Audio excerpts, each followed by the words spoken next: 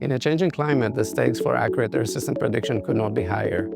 So how can we make those forecasts more reliable and accessible to everyone?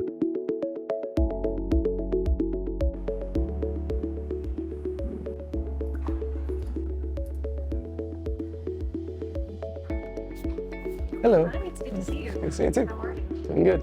I am Perdikaris, and I'm an associate professor of mechanical engineering and applied mechanics at the University of Pennsylvania.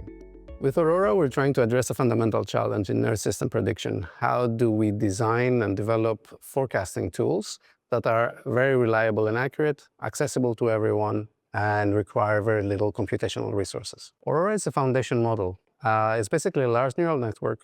And much like systems like ChatGPT that understand and generate language, it can understand and predict different patterns and physical processes on the Earth system. Traditional models are designed on first physical principles, things like conservation of mass, momentum, and energy.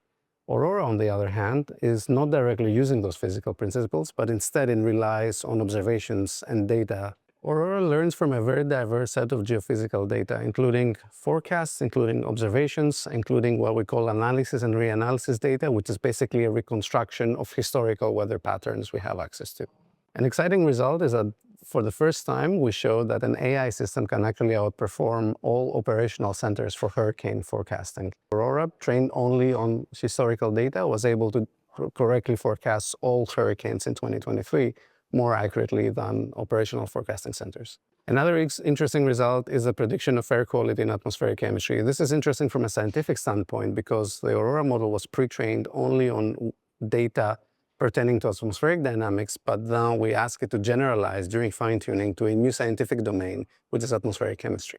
Finally, another highlight is the high-resolution forecasting capabilities of Aurora, which is also the first time an AI model was able to reach 0.1 degrees resolution globally, which is roughly 9 kilometers at the equator. That unlocks new potential for accurately resolving storms and extreme events at a very local scale. I believe that we're in the beginning of a transformative age in air system science, and in the next 5 to 10 years, the holy grail is how to build systems that can directly work with observations from remote sensing sources like satellites and weather stations, and take those observations and generate forecasts at high resolution anywhere we'd like.